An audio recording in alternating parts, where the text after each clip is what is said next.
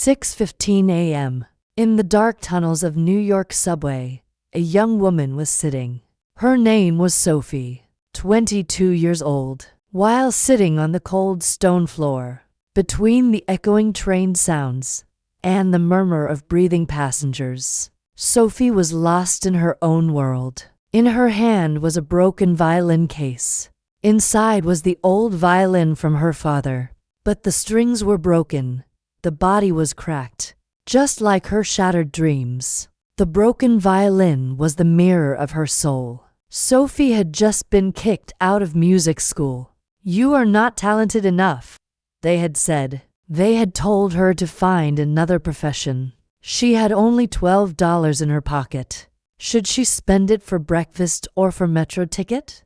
Her stomach had not seen proper food for 3 days. Suddenly she heard a voice from the side. An old man was sitting. He had a guitar in his hand, a small box in front of him, a few coins inside. The man started playing. Sophie listened. Every note was wrong, but the soul was complete. When the man finished, Sophie went to him. "You play very beautifully," she said. The old man laughed. "Don't lie, child. I was terrible." His name was Frank, 72 years old. He was an old jazz musician. She noticed his hands were shaking. Every finger movement was telling a story. "You are also a musician," he said, looking at Sophie's violin case. "No," said Sophie, "not anymore." She showed Frank the broken violin. "What happened to this? Last month the landlord threw my things outside. I had rent debt. It broke then." A tear appeared at the corner of her eyes. "I couldn't play well anyway. I was kicked out of school." Frank stayed silent for a long time. Then he took out a crumpled paper from his pocket. An address was written on it. "There is a shop in Harlem," he said. "Leo's shop. He repairs old instruments. Maybe he will help." Sophie thanked him, but she knew she wouldn't go, because she had neither hope nor money. She thanked the old man and left.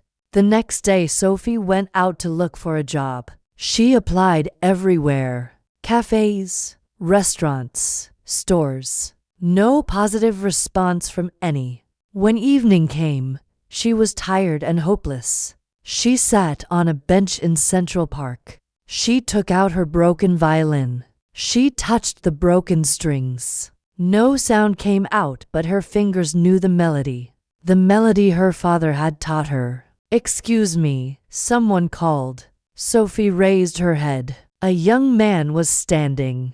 His name was James. He had a professional camera in his hand. "Can I photograph you? The image is very impressive." Sophie shrugged. James started talking while taking photos. "Are you a musician?" "No, but the violin. Broken." James stopped. He saw the pain on Sophie's face. "You know," he said, "sometimes broken things create the most beautiful artworks." Sophie suddenly smiled. "Nice words, but not enough for my life." James took out a business card from his pocket. "I make documentaries about street musicians. Actually, I would like to hear your story too. In return, food and a small payment." Sophie hesitated but couldn't say no to her hungry stomach. They sat in a cafe. Sophie was eating hot food for the first time in days. She told her story. She had grown up in a small town. Her father was a violinist, but he had lost his job because of alcohol. She had lost him when she was 16. The only thing left to her was the violin. She had come to New York, enrolled in music school.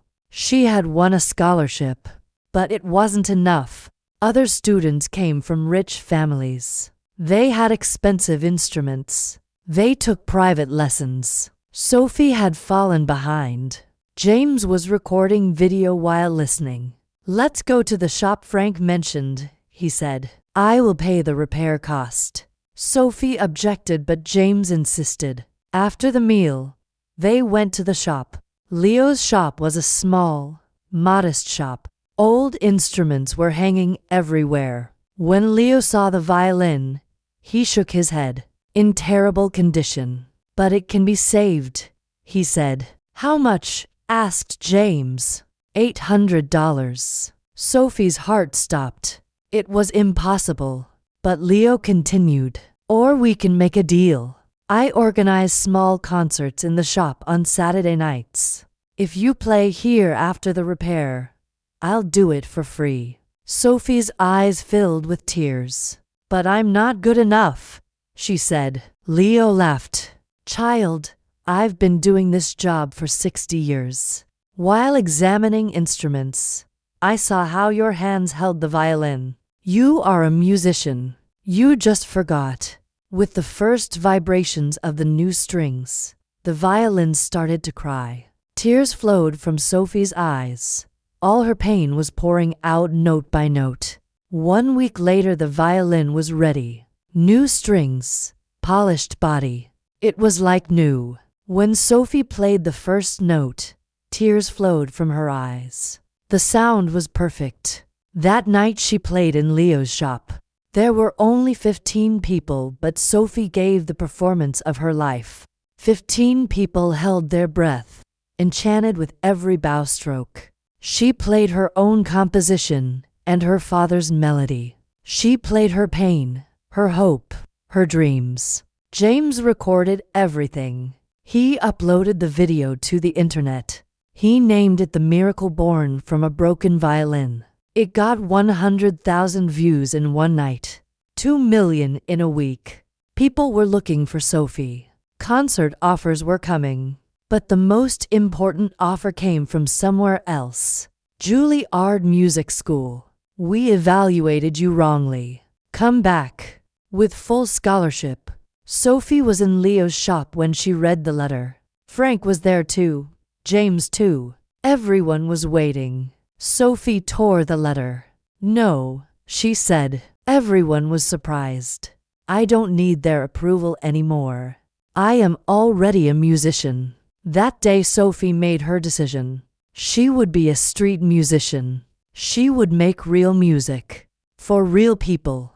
In subway stations. In parks. On street corners. And every Saturday in Leo's shop. 6 months later, Sophie's first album came out. Its name was Broken Strings, Whole Heart. It became 3rd on Billboard charts. It was nominated for Grammy.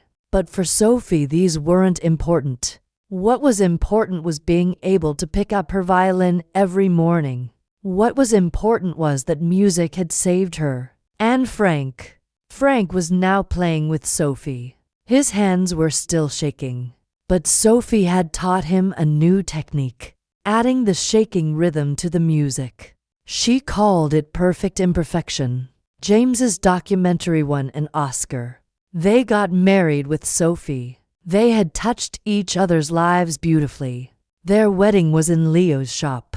Sophie had new violins, but she played with her old violin. Every time she looked at it, she remembered where she came from.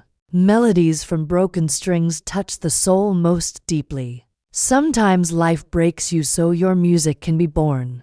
Now it's your turn. Watch this video again. You can be born strong from your broken places. Feel Sophie's courage. Like the video, subscribe to the channel. Take care of yourself. And remember, breaking is not the end. It's a new beginning. See you.